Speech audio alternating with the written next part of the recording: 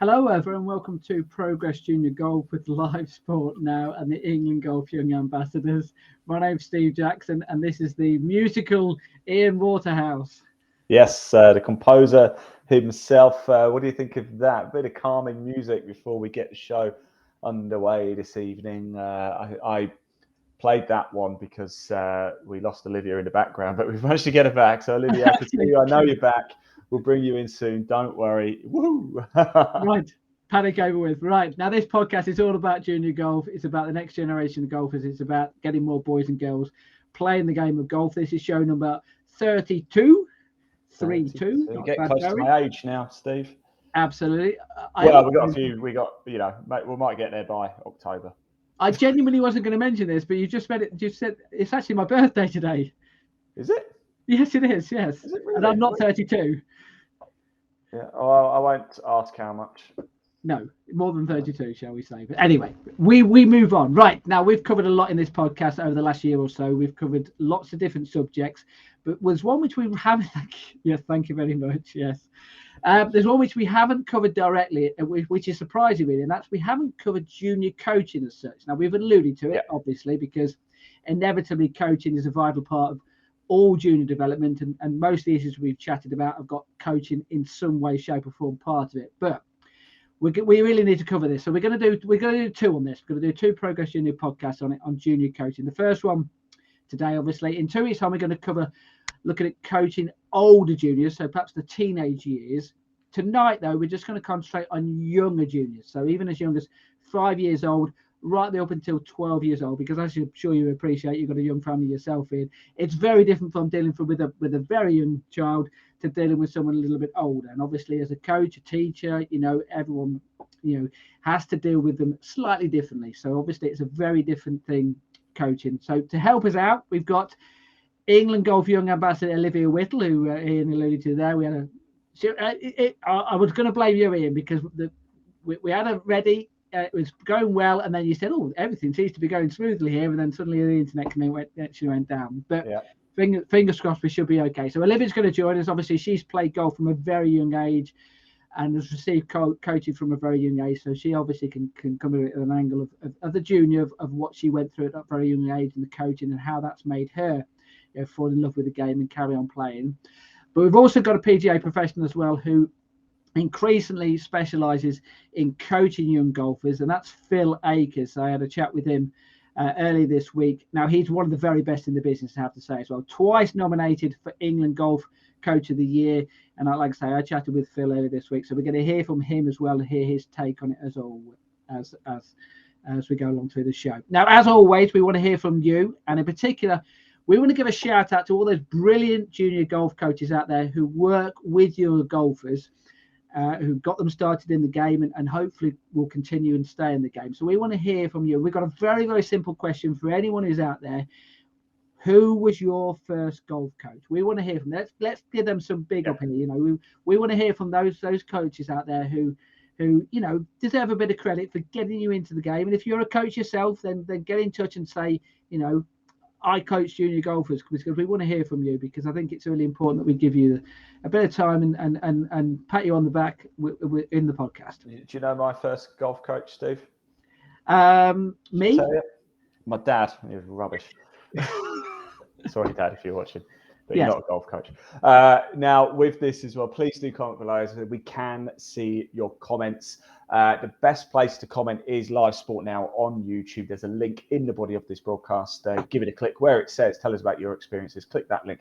It'll take you straight through to this broadcast on YouTube, Live Sport Now. If you comment there, we can show it on screen, but only if you keep it, what, Steve? Keep it safe and children friendly, and yes, that's well, that doesn't rhyme, does it? No. You took me. I have no idea what you're going to ask me. Keep it clean. Thank you. Right.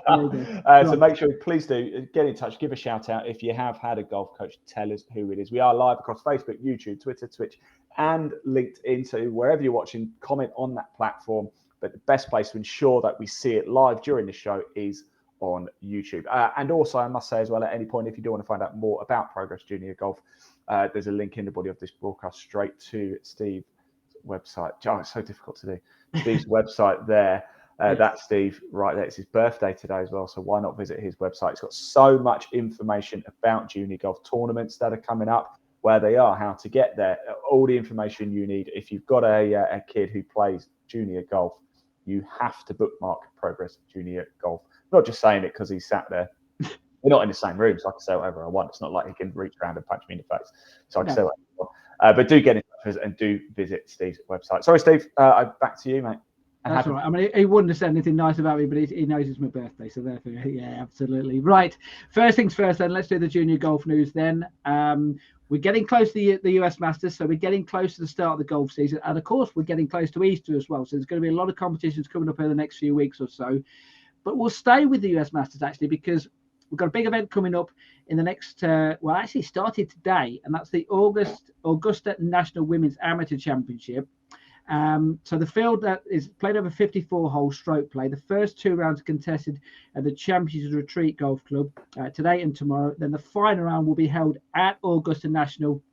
So that's on April the 1st. Golfers who we mentioned on a regular basis, actually, from this country: Jess Baker, Hannah Darling, Charlotte Heath, Kaylee McGinty, Amelia Williamson, and Lottie Woe. They're all playing in it.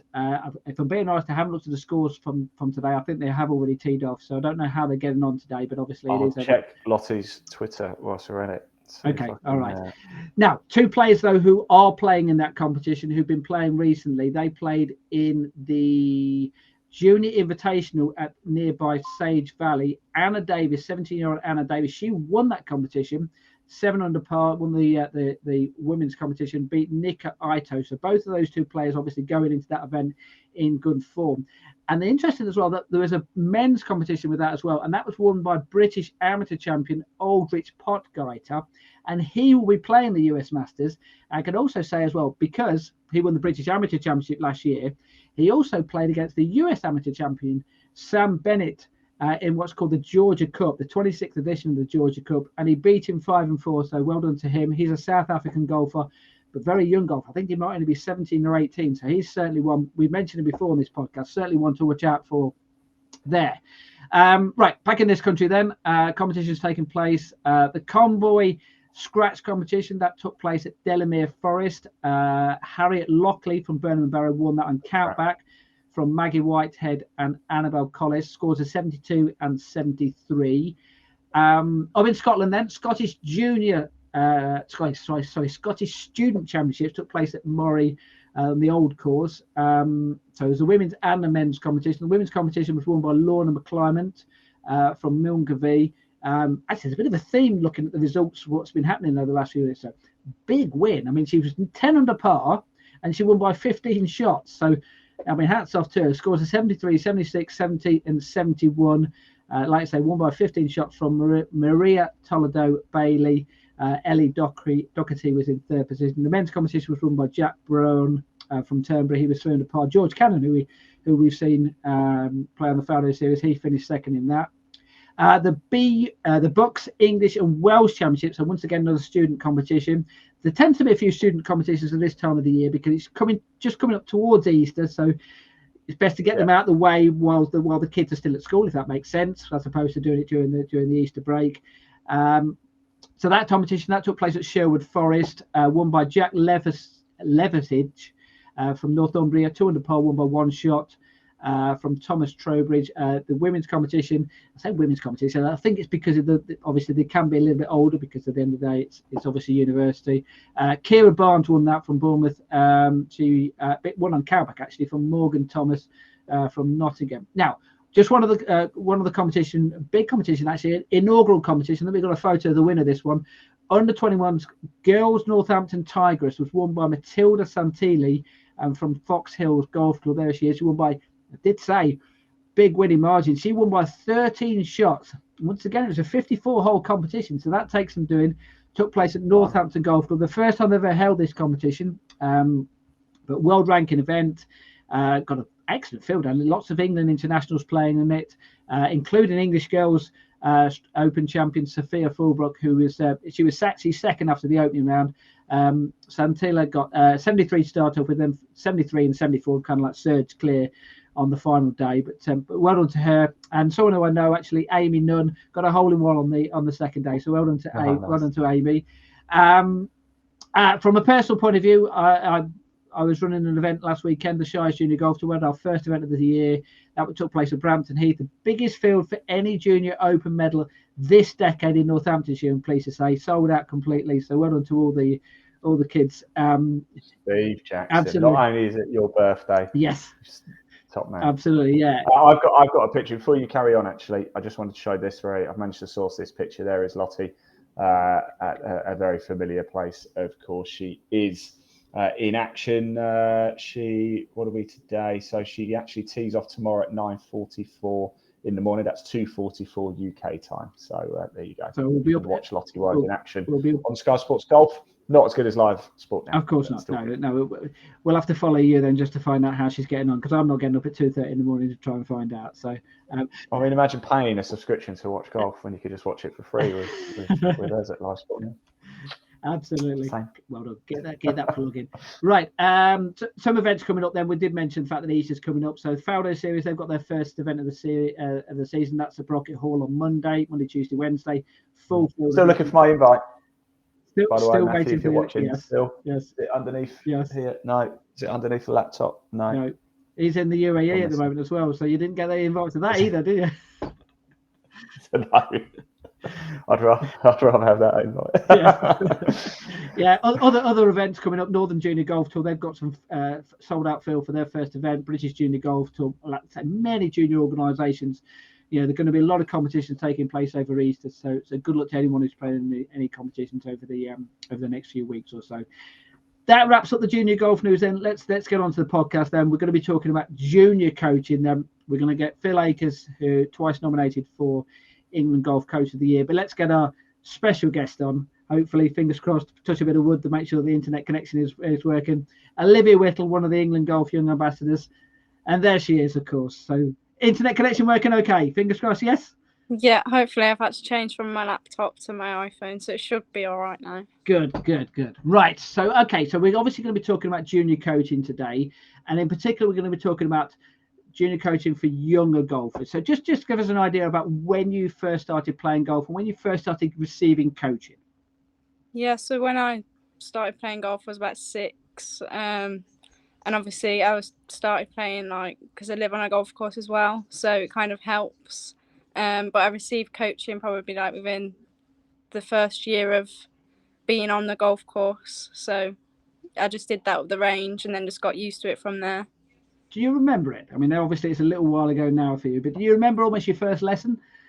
I remember doing the junior golf camps that they do throughout the half term, and then I always remember my dad would take me out for 9 holes, and I'd always have the 1-7 iron that I just have to start off with before I got a full set of clubs.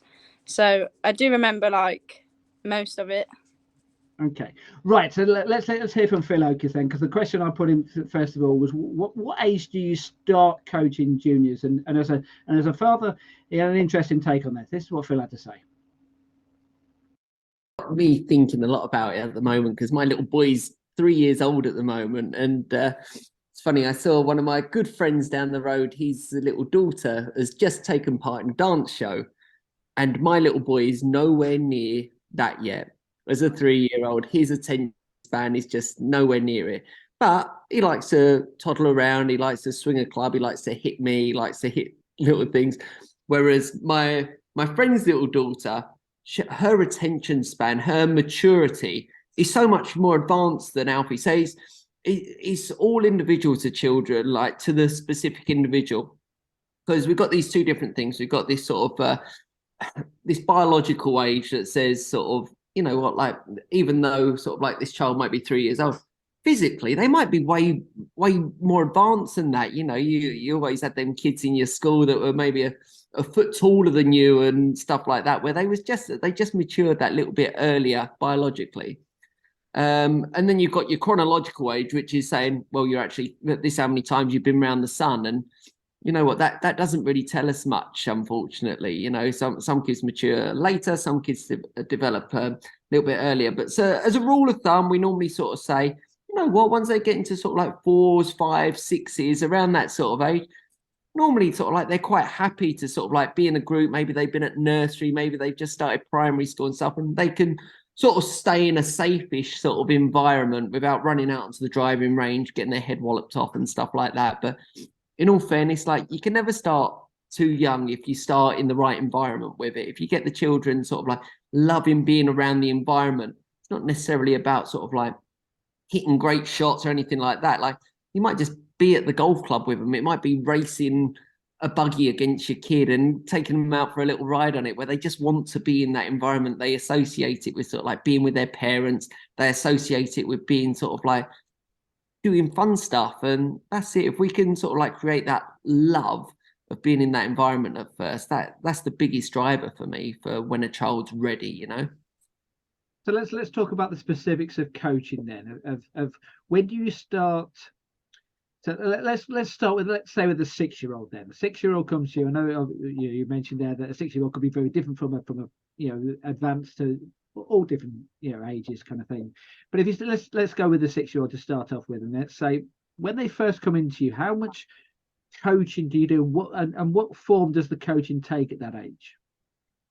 Well, first of all, as I say, sort of like it's that love of the game that we want to create. And then each individual is so much different. Some kids maybe have different goals to others. And let's say that I have one child come in and, you know what, they're really clued in. They don't like mucking around with the other kids and that. And they maybe are a little bit more astute on wanting to get out on the golf course with dad and beating granddad on putting competitions and stuff like that. That child maybe sort of like might be better off in sort of like more of an individual sort of lesson sort of thing, whereas other 6-year-olds might be a little bit happier to muck around and sort of like slowly, gradually learn that love of the game. But just being around that environment, they start to learn, they start to pick up on things naturally with it, and we start to shape their development and learning through sort of like giving them physical literacy skills, where they're going to start to be able to swing clubs an awful lot easier without them really knowing it. Like, if I can get them hitting tennis balls and catching and stuff like that, actually they become so much more malleable as just athletes. Like, they can run, hop, skip, jump, and then actually them trying to find the middle of the golf club with a middle of the golf club becomes a lot easier. So it's actually quite a long process that goes into it, and not explicit coaching of hands got to be there, feet's got to be there and stuff. Normally we start to build the athlete before that bit, and then as we progress through, then we might start to layer in sort of like fundamentals of it, where we've got themes of information that we sort of try and layer into our coaching here at Alton Hall. Sort of like, let's say one of them is speed, another one is strike, and sort of like we might have sort of like different terms where we'll focus on, say, strike, and then we'll get the kids to sort of like come up with these answers themselves, like things that might influence it, such as how far away you stand from the ball and things like this, and how long the golf club is. And they start to pick up the information sort of, rather than just giving it to them. We want them to sort of question and sort of learn it themselves, you know. That's obviously Phil talking about how he coached younger golfers there. So I asked you the question about what you remember, Olivia, when you first took it up. Can you remember that experience of learning the game almost, well, it would have been completely without knowing what golf was, kind of thing? Yeah, so like when I was obviously 6, I obviously like did a few lessons after school, and like it was all about having fun and like taking part and making friends. And then obviously when you get older, you start to have like one-to-one lessons and start to learn about all the grip, the stance, and all of that stuff. But like obviously when you're 6, you just want to have fun, don't you? We've had a podcast previously where we spoke to Aaron Lansbury, who's another golf coach who specializes in young golfers, and one of the things that he started with his kids is not even is almost to take the golf ball out of it and just hit in a box and things like that. Is that kind of thing which completely non-golf, but it was the same type of idea? Can you remember doing something similar to things like that? Yeah, so like obviously I had like fun lessons at the range, and like it's just like different things like hitting plastic balls. Like, you know, can get them ones that like have the holes in it and like just put in those in the house. It's just fun things like that. And then obviously at school we had some like try golf lessons, and that was like using the plastic clubs with the really big heads, and then obviously like the foam balls. And yeah, it's just the fun. That was quite fun. Okay, let's give a name check here. What was the golf club whereby you first started playing then? What was that? The Chase Golf Club in Staffordshire. And who was your golf coach then? What was the name? Katrina Holford at the time. It's now Katrina White. Okay, and is she still there? Is she still doing coaching at the same golf club? Yeah. So like, obviously now I'm older. I obviously do what I did when I was younger, but I actually help her now. So obviously encourage the younger ones to actually have fun and get used to the game. Okay, so let's just hear from Phil again, because he was talking about, the question I asked him was about finding the right golf club, because there are different golf clubs whereby it might be appropriate for younger golfers, and also finding the right professional as well in those facilities. This is what Phil had to say. Never played before, what I'd always sort of like recommend parents to do is speak to the PGA professional, see what offering there is at that facility, because at the end of the day, we're trying to create golfers. Like, we want them children to start getting out on the golf course eventually. And if there's not the right junior set up at that facility, actually they'll end up doing more harm than good, I think. If it's just a money maker for professionals, which it is unfortunately for some professionals, and they don't have the infrastructure then for sort of like introducing them to friends at a facility. They don't have that infrastructure of them being able to play out on the golf course and be able to guide them in the right direction. If I was a parent, I would be looking for that, where that facility has that opportunity for your child to get into regular sessions, to make friends, to have fun at the facility, and actually being able to get out on the golf course, because that's the pathway that we sort of lead into. So on that specific point of trying to find the right facility which has the right pro who can deal with that child, be the ideal coach for them, what would your recommendation then be? Is it more a case of the parent can hopefully talk to someone who has been through that, so perhaps a friend at school or something like that, or parent of another child? It almost comes through recommendations. Yeah, word of mouth's fantastic, isn't it? But like, even just sort of say this podcast, like, people have now seen me, they'll see that I've got maybe like an interest or a passion in junior coaching and that. And there's loads of wonderful junior coaches out there. There's loads of wonderful facilities out there. And then, like, speak to the professional. You'll get the sense from them if they want to, if they're actually passionate about junior coaching or not. But it is a minefield as well, like, go there, speak to the junior organisers at the golf club as well, because often the professional and the junior organiser are two separate entities with it. So you might get your child enrolled at a golf club because you want them to play, and they might have a wonderful sort of like junior section where they play against all different golf clubs. They go away on trips away and stuff like that. But equally, there might not be that coaching at the facility for them as well. So it might be the case that you could have your lessons at one facility, but you actually have your child as a member, as it were, or sort of like where they play at a different golf course. How important is it to get that right environment and facility for those? I mean, like, how many people are put off golf each year by not knowing, and then maybe say changing their shoes in the car park and getting barked at in the car park and stuff like that, or a child running around and shouting and being told to be quiet and stuff. Look, some facilities are like that, and that's fine. Sort of like, some people love, like, let's say, this is to stereotype, by the way, like a private members facility where it might be a little bit stricter on the rules, on dress codes and stuff like that, where actually for a child, that's not always easy to sort of adhere by them, and they don't often see that as fun. Whereas I would sort of recommend sort of like a facility where actually they're a little bit more lax with it. I often find driving ranges are a little bit easier for them to sort of like integrate into at first, because people might be sort of like wearing shorts and shirts are untucked and music might be playing and stuff like that, where it's a little bit more of a lively environment. And then as they grow into it and start to enjoy it, they'll start to understand that there are maybe certain rules and etiquettes that come with golf. But I wouldn't be looking to layer that in too early for 6 and 7 year olds. Try and keep it fun. Try and keep it a lively, buzzing environment if you can do. That's obviously Phil Akers talking about getting the right golf, getting the right facility, getting the right professional as well.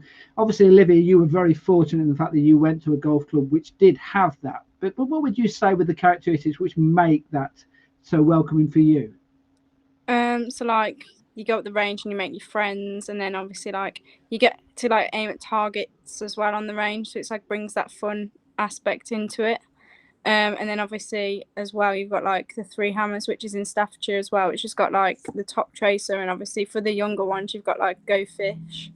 So obviously they can interact with that. And then all like the mini golf round as well, that quite gets them into it as well.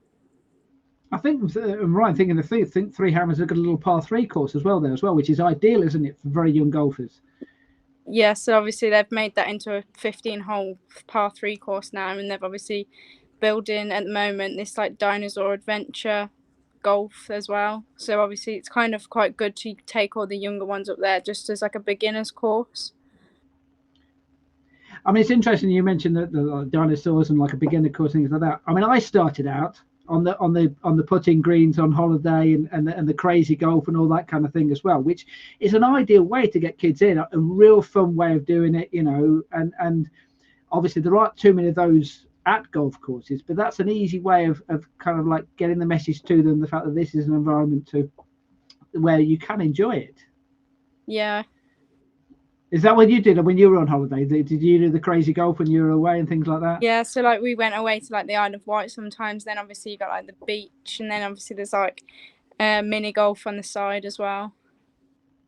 So let's talk about facilities as well then, because obviously Phil mentioned there about driving range being a little bit more welcoming, a bit easier of an environment. Is that something which you've experienced in when you were a junior, and also now when you're a little older and you're watching juniors come through the same kind of experience? Yeah, so like when I go up the range, there's always like some juniors up there, and then on like the weekends or like on a weekday after school, there's always like a junior session going on. So it could be like for an hour, and then if there's obviously juniors up there not involved in that, they could ask questions as well, which I've obviously because I'm being older, obviously you can see that happening. Have you, I mean, you're obviously now an England Golf Young Ambassador. Have you had parents come up to you and ask you the question of how do I find the right facility? And what would your advice be to them if they did come up to you and ask that question? Well, obviously just like tell them it's like a really good sport to get involved in, and then obviously you can tell them like the local golf clubs and local lessons to get them involved in, and obviously you can start their journey from there. And also you mentioned the fact that you've got a coach, had a coach from a very young age who's still doing the same thing now. Just give us an idea about why she is so good with young golfers then. Well, she like focuses more like on juniors, as not obviously she has adult lessons as well, but like in the holidays she like has golf camps. She makes it fun, so obviously like we play battleships, and like that's a fun aspect to obviously younger ones as well who play games on their iPads. It's a bit similar, but obviously it's doing it with golf. And go on, explain that then, because I've never heard of battleships. Explain. Obviously, I know the game battleships, the board game, but go on, explain that. How do you play that? Yeah, so on the chipping green, you put like some cones out. You divide it into probably teams of 2. Say if there's 12 kids, you'd put 6 on one side, 6 on the other. 3 bays on each side, so 2 teams of 2, and then they have to literally just try and first one to finish and collect all their cones. Obviously, chipping them, hit them, and then obviously we pick them up. Okay. So a little bit different, and we will come to this a little bit earlier where we talk about getting the competitive side in as well, and the battle, if you like, between fun and competitive. But by the sounds of it, they've got it right already with that. Yeah, obviously it's very exciting for them as well, because they're obviously like focus on hitting the cones and like pushing their friends to do that as well. Okay, now obviously we're talking about junior golf here, but there is something as well which we need to talk about as well, and that's the professional themselves. And if there's any professionals watching this and thinking, you know, whether they're considering, you know, perhaps new professionals, perhaps assistant professionals, whether they want to coach juniors or not. So let's just hear from Phil, who talks about the motivation which he gets from coaching juniors. This is what Phil has to say. Internal, external motivations for these things. So we sort of like that intrinsic one is the biggest one. If I can make them love the facility, they want to come down here all the time, and then they want to get out the golf course, and the more they want to get there, the better they'll get, sort of thing. But we offer external ones as well, where they get like different coloured caps and gradings. I know some facilities sort of like go through certificates and badges and that, just like what you would do at, say, swimming or something like that, or scouts, where you get your little external ones as well. And you know what, that's a really important thing, I think, where sort of like golf's evolving and it's developing and stuff over the last 15-20 years, where I know that when I started playing, it was just like the professional was just on the driving range, just walked up and down the line. There was no game set out. It was just like, put your hand there, put that hand there, and hit the ball, and clubs that are way too big for me. Whereas now, sort of, it's like, you know, we do like a physical grading, and we do like skills challenges with it, and then sort of like then there's on-course sessions for them as well. So they sort of develop through, and then we've got junior teams, and then we've got golf college, which is starting in September, and then hopefully there's a full pathway all the way through, depending on where they want to get to. But some of these kids equally, like, it's just fun. Like, they just like being there with their friends, and they don't necessarily need to get better at it. There's sort of like exit pathways with that as well, where we want them to be lifelong golfers, because not every one of them is going to become a professional golfer, or they're not going to make it on tour and stuff. So it's more important for me to create that love of the game where they just like playing golf, than what it is for them to become a fantastic golfer. So obviously Phil there, who you know, it's obvious he has a passion for junior golf and he loves coaching junior golfers. But you must have come across professionals who avoid coaching juniors, or perhaps, if we word it the other way around, they concentrate more on adult golfers. If they came and spoke to you, what would your advice be in saying about what are the benefits and how they can, you know, the enjoyment that they can get out of coaching juniors? Yeah, well, obviously the juniors that are coming through today are going to be the golfers in the future, because obviously them people there aren't always going to be playing golf for the rest of their life.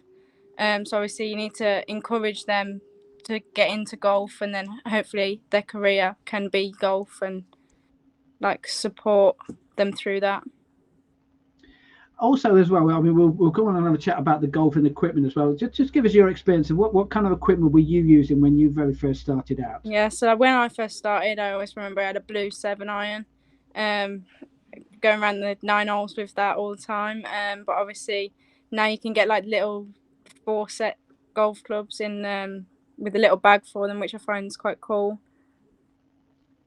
And also there's the bigger headed ones. There's I think you mentioned earlier, bigger balls as well, which can make it, you know, easier to play, because we all know golf is not an easy game to play. So to make it as easy as you possibly can, particularly to start off with, it is important, isn't it?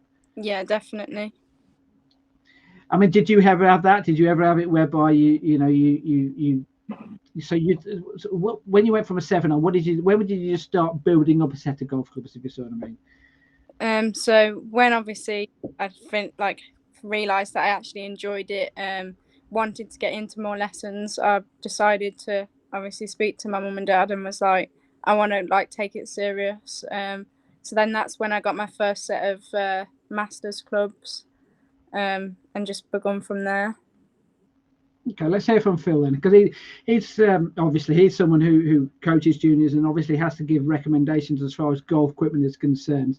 So what would he do as far as those juniors are concerned, particularly the younger juniors, with the golf equipment? This is what he had to say. We're quite lucky. We've got a great big junior program here. We've got 150 kids a week that come through, and obviously all of them kids are growing at different rates, moving up a size in clubs, and actually sort of growing into them and so on. So we do sort of like a club trade here between the juniors. So it doesn't end up costing mum and dad an absolute fortune all the time, because it can be a lot. It can be 200 quid for a set of US kids clubs and that if you first get into it. Whereas, you know what, I'd always sort of recommend sort of like buying clubs that fit your child now. A little bit like taking your child to Clark's. They're not going to sell you a pair of shoes that are going to grow into. They'll measure their feet, and then they'll fit you for that pair of shoes. Because unfortunately, when you get kids with clubs that are way too big, way too heavy for them, actually, like, they can't hit the ball, so therefore they're not going to enjoy that. And then if they're not enjoying golf, they're not going to want to go back. So it's over and done with before they've even got started. Whereas if you can try and get them with clubs, I'd always recommend clubs that are slightly too short and too light rather than too big than too heavy at first. But that is a hard one for parents as well, because you want as much use out of them clubs as possible. And, like you might see behind me there, like on that wall, there's a little measuring chart that, it's very simple for parents to sort of like go to American Golf or somewhere like that, measure the child, see what clubs they should be in. And you've got some wonderful golfing brands as well that make really light, really good golf clubs for kids, such as like US Kids, Golfing for Kids are really good, and M Kids. But then you've got other brands which unfortunately tend to do more harm than good as well, that are very heavy, don't have a lot of loft on them. Like your DDH and Slazingers, as a rule of thumb, have been pretty poor in my sort of experience with them. It's obviously the kids love the ball going in the air. So do you encourage them more to go with wedges and perhaps 7-iron above, as opposed to longer clubs which are more difficult to hit? Oh, Jesus, all they want to do is hit driver.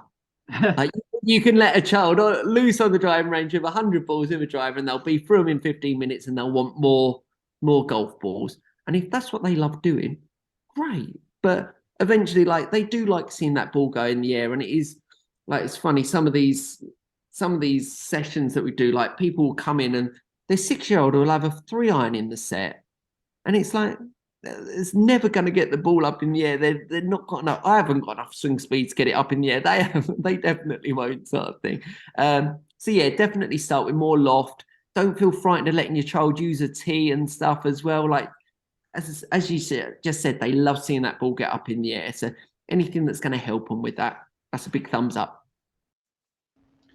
So obviously that's Phil talking about the golf equipment that he does at Alton. What do they do at your golf club? How do they help juniors with the equipment, the coaches? So like the coaches that do the sessions will obviously guide them along of what clubs they need. But obviously in the pro shop here at the Chase, they do golf clubs. So it goes up through ages, and obviously they can guide them through that. I mean, one of the golf clubs near me, that one of the ways that they do it as well is that obviously, as we know, juniors tend to grow, and they tend to grow out of their club. So what happens is that they then get given back to the golf club, and then they can pass on to the next junior who might be a very similar size or age or whatever, and they can then take them on. So therefore, even if you might only be buying one set, someone I mean might be saying buying one set of golf clubs, but they might be used for 3, 4, 5 different people. Because is that something which you're aware of at your club, or do something similar? Yeah, so obviously you can trade golf clubs in, and obviously you can get that price down for the new set, which is quite handy. Because obviously when the kids are growing, they grow quite fast, so there's always need of something. And also, I've seen that video. Obviously, I did the interview with Phil, but each time he mentions to me about the fact that when the driver comes out, the kids just want to hit the driver. Presumably, that's an experience you've seen as well with yourself, and also you've seen yourself. They love getting out there and smacking the ball, don't they? Yeah, definitely. Like junior sessions, it's like, when are we getting the driver out? And we're just like, it's been 10 minutes, like. Okay, now obviously we talked about equipment there, but what about coaching as well? Let's hear from Phil there, because obviously coaching, and we'll talk about the expensive equipment as well, but coaching can also be expensive as well. Just a brief comment here from Phil about how we can try and keep the coaching down, the price down. This is what Phil had to say. That's where groups are good. If you want an individual lesson, then, unfortunately, you're probably looking at paying the pros time, which is going to be probably £40 to £60 or so if you wanted an individual hour lesson, depending on what type of pro that you get. But that's normally what a pro sort of rate varies between.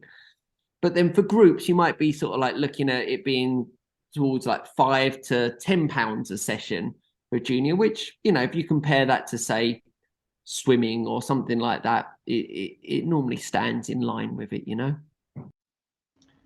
So you mentioned earlier, Olivia, the fact that you did group coaching, but you also did individual coaching as well. I mean that can be, obviously I don't want to go into the details of your own experience, but that can be expensive, can't it, doing individual coaching on your own? Is that an experience whereby you've seen with other juniors and they might be a little bit put off by doing the individual and prefer going the group route?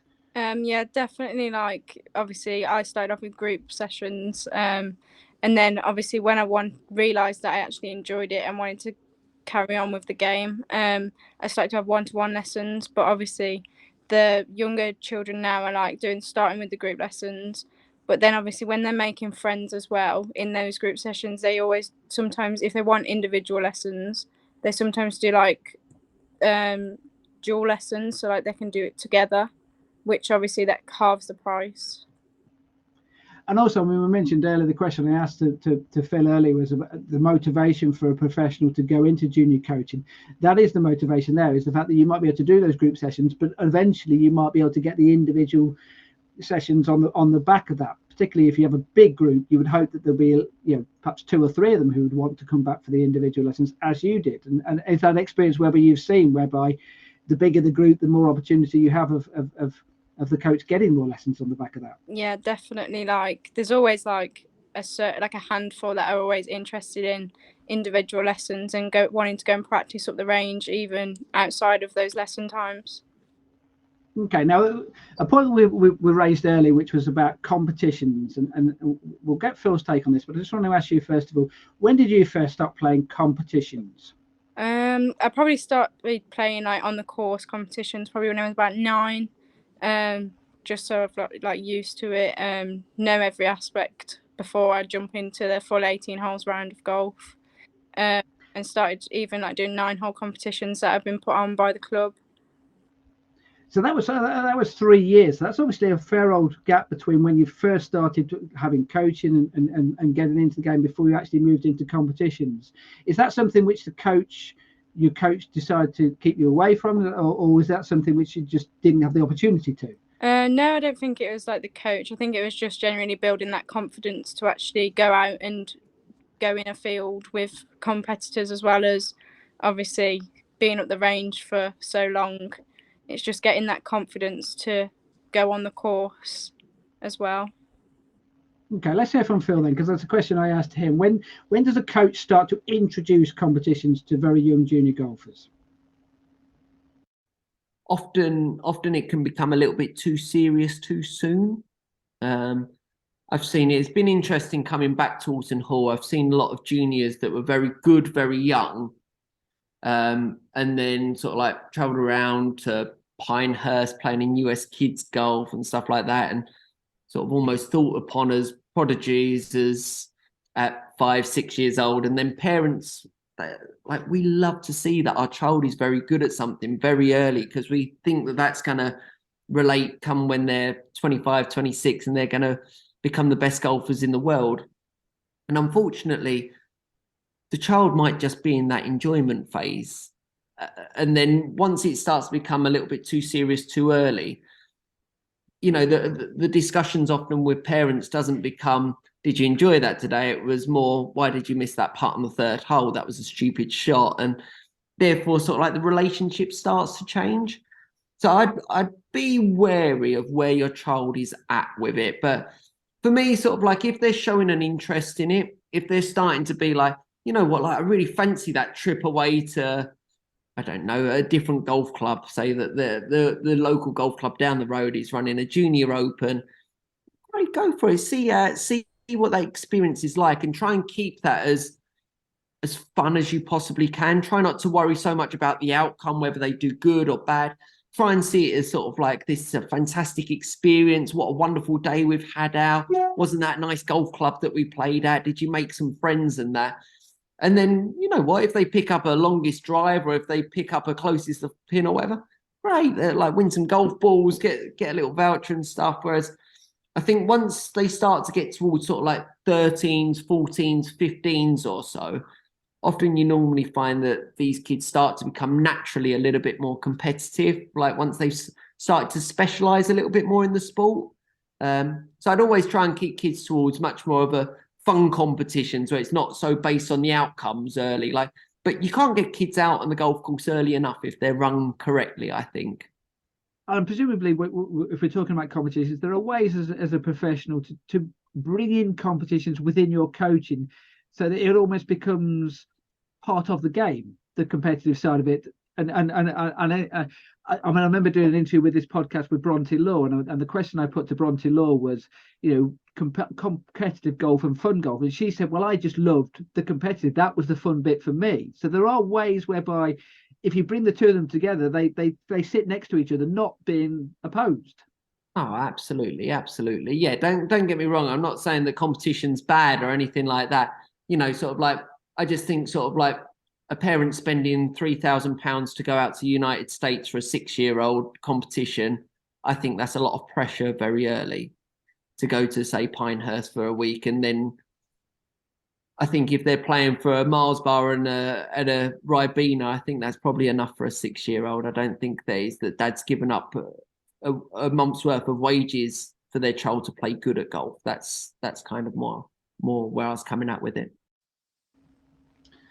So obviously that's Phil talking about competitions, a different type of competition. So we mentioned earlier about your first competition was when you were around about 9 years old. What was it? Was that a junior open? Was that within your own club? What was that competition? Well, I think like when I first started, it would probably been like the first like monthly Stableford at my home club. But obviously when I got older, probably around like 10, 11, I started to enter like some of the Shire Tour junior events.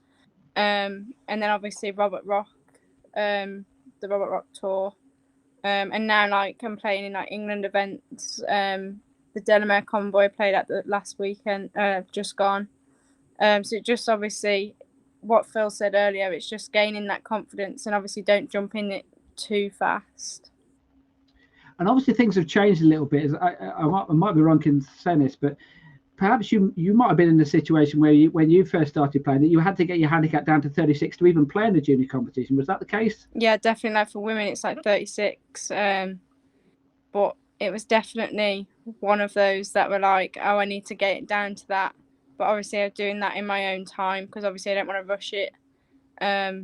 Just because I wanted to play in that one event. I obviously had many years left as a junior.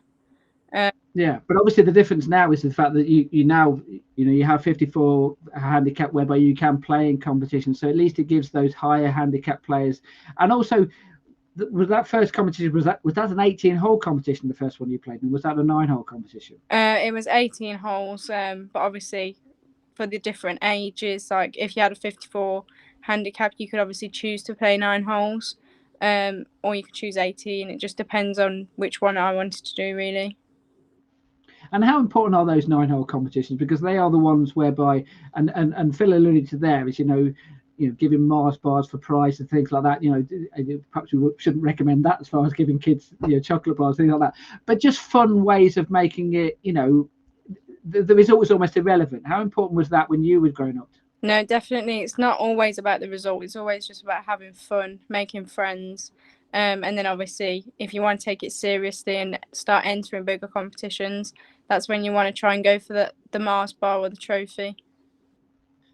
Okay, now obviously there's something else which we do need to discuss as well. We'll ask Phil the question, then we'll bring it on to you. But it's not just about coaching juniors, obviously. It's also about coaching adults, because obviously some of these juniors, their parents may have never played the game before, and obviously this is something that Phil needs to deal with, or all coaches need to deal with, in the sense that they're not just coaching the junior, they might well be coaching the adult in how to almost complete beginner to the game of golf. So let's hear what Phil had to say about coaching adults as well as juniors. Provide sort of like recommended readings and resources like these podcasts and so on. Like we'll try and signpost the parents to it, but equally, like you've always got outliers, and within golf, you've obviously got this famous standout parenting example of Earl Woods with Tiger Woods, where Tiger's watching him hit golf balls from his first steps or before he could walk and stuff, and like it can work. Like as much as the research sort of says, like we should be really diverse in sort of like the facilities that sort of like we let them play in and the types of sports that they play in and not be too competitive too soon. You've also got on the other side of the coin, Tiger Woods, where it was like pretty golf specific from an early age, and it was very authoritarian parenting. And you know what, he done very well in a golf setting. However, it's what it maybe takes away from a personal setting that I think parents should be worried about with that. Okay, so they should just be aware of it, not worried, aware of how it can be. If you specialize in a sport too soon, it can often stop your child maybe interacting with other children. It can maybe stop them being able to play lots of different sports and actually making their own decisions sometimes with it. So, you know, if you can, wonderful resources on like Netflix, is it The Short Game and stuff like Daddy, good book called The Daddy Caddy and so on. So, you know, like you can only advise and sort of like recommend, but equally it's their child at the end of the day, and that they know from their experiences what maybe worked for them, and that's it. They're in the best place to maybe judge with that, and we can only sort of suggest, you know.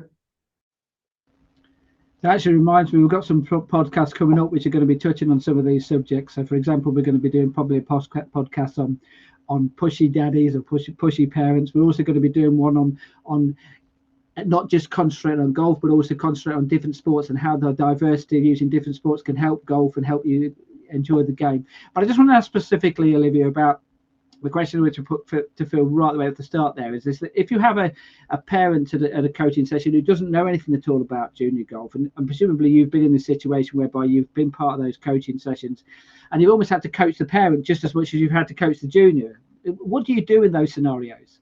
And obviously they're going to be there with the lesson as well. But obviously if they go up to practice after, the parents are going to be there and explaining what happened in the lesson, and then obviously giving you more pointers.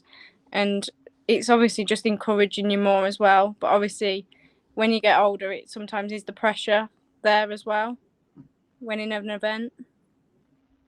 I'm just thinking as well, in particular, of when you have a parent who doesn't really know the game. I'll give you an example. I was at an event of the weekend whereby there was 4 juniors who were loving it, going out there and playing the golf course, but the parents who were walking around with them didn't know the game of golf. So therefore they couldn't pick out some of the things which they were doing which weren't quite right because they didn't know the game themselves. And how difficult is that when you're involved in the coaching session, whereby it's completely innocent on the parent's part, but or doesn't have to be the parent, it could be a supporter of some description.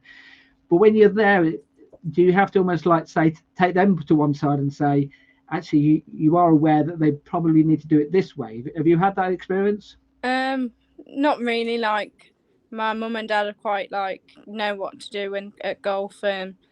In the fairways, they stand quite out of the way, so like they don't really get involved as much. But obviously, you can get them parents that are very involved and start like waving their hands around, like what to do that for, and then obviously they storm off. But it can affect the juniors' performance. But yeah. Okay, let's move on to the last point then. We're going to hear what Phil has to say about this, and this is in particular about being a coach.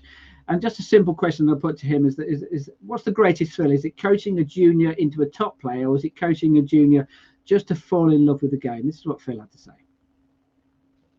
I want to be a tour coach. And I suppose when I started at Alton Hall 12 or 13 years ago, something like that, there was 2 tour coaches that was already here.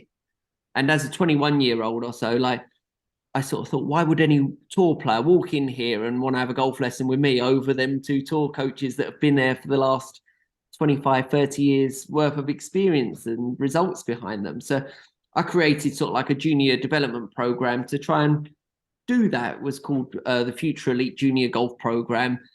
Based upon that, where we took into sort of like our mantra, sort of like person first, athlete second, golfer third with it. And you know what, like, I'd done sort of like 6 or 7 years like work at Alton Hall with it, and it was great, a huge success. And it's been lovely coming back to Alton Hall after 6 or 7 years away and seeing sort of like there's 5 professionals down in the shop, and I gave them all their first golf lessons and stuff. Like I was teaching them at like 8, 9 years old and stuff, and that sort of like grows. And for me, I love that because I'm still mentoring them today, and that's what I want from a personal selfish standpoint. I love that side of coaching, to develop elite junior golfers once they get to sort of 13, 14, 15, 16, where they're like, you know what, I buzz off this game. But it takes a lot of the hard work early as well, when, you know, from sort of like 5, 6, 7 years, you're laying the foundation of that love of the game. And you know what? It's lovely to see these golfers at 17, 18, 19 that are recreational golfers. They're still playing with their dads and their mates and that. But I get my real buzz off of sort of like the 13, 14, 15-year-olds that really want to give it a go and sort of are invested in it, you know? So how important are coaches like Phil there? Because it's inspirational just watching him, because you can see his passion, you can see his enthusiasm, and how important and how inspiration is he, you know, to you, to other coaches out there. Yeah, definitely. Like he seems to be very inspiring. So like he wants to get those juniors more involved and encourage them more. And it's not all about the tournament. It's all about like getting them involved, having fun, making friends. All right, we're going to bring Ian back in because we are coming towards the end of the podcast here. Obviously, we've been talking about coaching of junior golfers. Ian, you know, obviously you've just heard the interviews there, I think for the first time, but the golf industry needs someone like him, doesn't it? Coaches like him who can inspire the next generation. Yeah, he reminds me of Aaron. He's Yes. like the English version of Aaron Cox, isn't he? Yeah, it really does.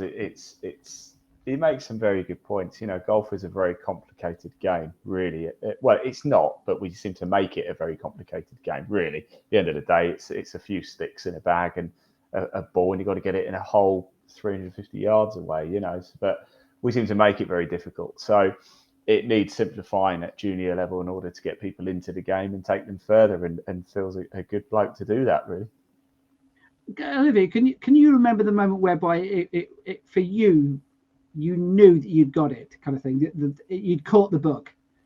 Probably been when I was about 10, 11. When I started doing like, I got selected for like county, and then I went through like that pathway, and then I actually like looked up to the other girls and wanted to be like them, and obviously now I'm like in the elite squad in the county set up, and obviously I'm one of them now that should be like them looking up to me, and hopefully I'm doing the same as what they did to me. All right, now we've got a photo. I just want to ask a question to Ian before we put the photo up here. But Ian, have you ever been on a golf course and like danced or anything like that? Or yeah, I have actually. Yeah, numerous times. Yeah, yeah, I've done it in front of the camera numerous times. Unfortunately, yeah, like when you've got an eagle or an albatross or something like that, or more like when I've probably triple bogeyed and just happy to get off the thing. Yeah. Now, the reason why I mention this is the fact that there was a few years ago, I took a photo of this junior golfer, and she looked as if she was having so much fun on the golf course. Let's just put the photo up here and just try to describe it to me. I wonder who it is, Olivia. Now, oh dear, can you just describe exactly what that move is, kind of thing? Now, people from me and Ian's generation, this used to be called walking like the Egyptian. It was like the Bangles song. So just describe exactly what was going on. Not my generation, still far too young. Okay, my generation. Sorry, yes. I honestly could not tell you what I was doing there. I look like I have a stroppy face on, so it couldn't have been a good shot. It looks a bit, Olivia, like those contortionists, you know, when they go like, you're not double jointed or anything, are you? Well, no, I don't think so. Now, I have to say, I think that photo was taken at a Faraday Series event where I think Ian might have interviewed you as well on that. I think where was that? Was that the Vale? Possibly, yeah. Because it was a hot day, that hottest day I've ever been on a golf course. I played the Vale. Yes. I played one at Slaley Hall as well. It would have been the Vale because I've never done Slaley Hall. Yeah. But you're like, hey, look, the point with the photo is the fact that I know you might have, it might have been a bit cruel on me taking the photo, but you probably did miss the putt, and you probably, but having the fun on the golf course is the important thing. And even though you're a good, you know, obviously you're a very good player, but you got that enjoyment from a very young age, and you must have got that from the coaching you had at a very young age. Would you agree with that? Yeah, definitely. Like the encouragement, and obviously off the coach at the Chase, it was just very like, oh, that's what I want to do. Like, obviously, I played many sports. Like when I was younger, I did like ice skating and everything. But golf was the one that I chose to stick to, and that obviously I gave up all the others just to do golf. All right. Well, look, I really appreciate you coming on the podcast this evening to chat about junior coaching, and also for for letting me get away with stitching you up with a photo there. Me and Ian, we enjoyed that photo, so we thought we better show it, kind of thing. So she's never going to trust you again, don't you, Steve? Absolutely, that's it. That will be Don't blame you, Olivia. All the yes. I'll be there making sure, just standing Yeah. Right, now, just to mention as well, the next podcast is coming up in 2 weeks' time. So April the 12th, we're going to be looking at junior coaching for older juniors. So that's more the teenage years. Obviously, Olivia now is in these teenage years, so she can certainly relate to what we're going to be talking about. We're going to hear from Phil again. Hopefully, we're going to hear from another PGA pro who specialises more in the older generation, if you like, of the junior golfer. So we'll have a completely different take on perhaps how you take someone like Olivia who really enjoyed playing the game and then taking them onto a different level and trying to get them to a really good golfer. It's obviously a different dynamic, but at the same time also taking on those golfers who might just be starting the game at the age of 12, 13, who don't want to go on to become a very good player but just want to stay in the game. So it's a slightly different dynamic, because obviously you are dealing with a different age group who might have different priorities, might be involved with doing exams, GCSEs and things like that, you see. So going to be a fascinating podcast coming in a couple of weeks' time. Thanks so much, Olivia, for coming on. Thanks so much, Phil, for being part of the podcast as well. So we shall see you in a couple, and of course, thanks so much for Ian as well. We shall see you in a couple of weeks. Thanks to you, Steve, as well, and happy birthday as well. Enjoy the rest of your 3 hours before before you're well into your 50s. Thank you very much. Yes. Not quite. See you later. Have a good evening. Good evening, everybody.